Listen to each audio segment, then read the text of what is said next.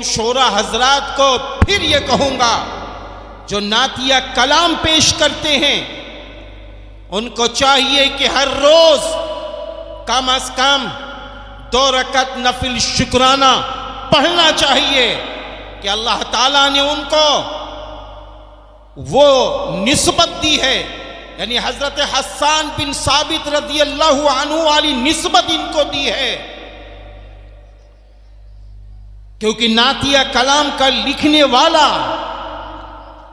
اس کو بہت بڑی عقیدت چاہیے۔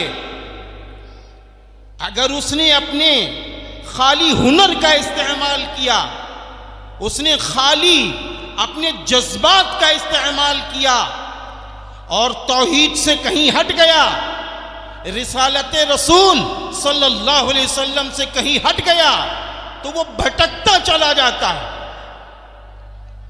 کیونکہ اللہ کا جو درجہ ہے وہ اللہ کو دیتا ہے ایک شاعر، اور جو نبی کا درجہ ہے وہ نبی کو دیتا ہے ایک شاعر، وہ نبی کو دیتا ہے۔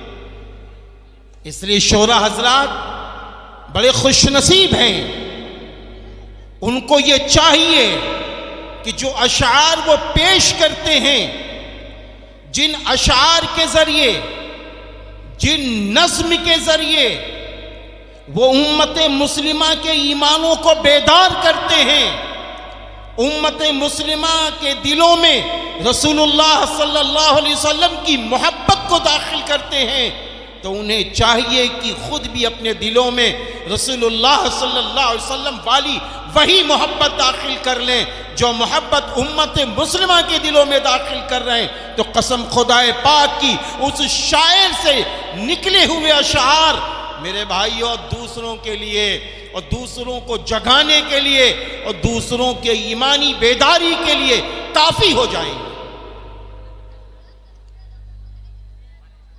جہاں تک شعر کی بات ہے تو شعر کے لفظی معنی جاننے کے آتے ہیں، شعر کے لفظی معنی جاننے کے آتے ہیں، اور اگر اور گہرائی میں چلے جائیے تو اس کے معنی ہوں گے باریک سے باریک چیز کی تحقیق میں جانے کا نام شعر ہے۔ تو شاعر جب بڑی تہ میں جاتا ہے، بڑی کھوج میں جاتا ہے، تب وہ اچھے اشعار انسانوں کے سامنے پیش کرتا ہے۔ اور آپ کو معلوم ہے صحابہ اکرام رضی اللہ عنہم اجمعین کے بعد نعتیہ کلام کا سلسلہ تابعین تبع تابعین میں بھی چلا ہے، تابعین اور تبع تابعین میں بھی یہ سلسلہ چلا ہے۔ میں آپ کو یہ بھی بتاتا چلوں کہ حضرت شیخ عبد القادر جیلانی رحمت اللہ علیہ آپ نے بہت سارے نعتیہ کلام بھی پیش کیے ہیں، لکھے ہیں۔ حضرت نظام الدین اولیاء رحمت اللہ علیہ انہوں نے اپنا بہت سارا نعتیہ مجموعہ کلام پیش کیا ہے۔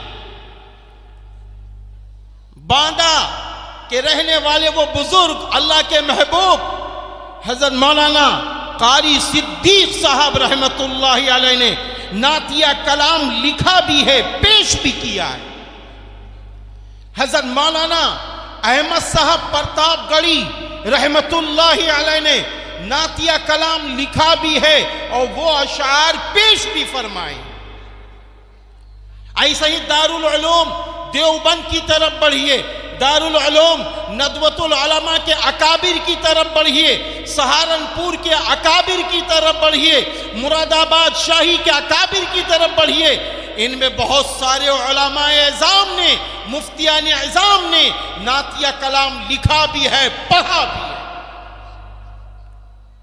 تو میرے بھائیوں یہ وہ نعتیہ کلام ہے جس کو آج سننے کے لیے ہم آپ جمع ہوئے ہیں۔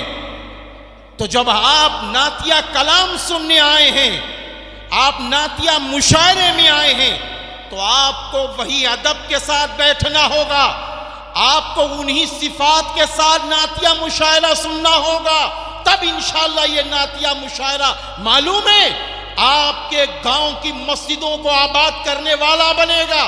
پھر یہ نعتیہ مشاعرہ آپ کے اندر عشق رسول پیدا کرنے والا بنے گا.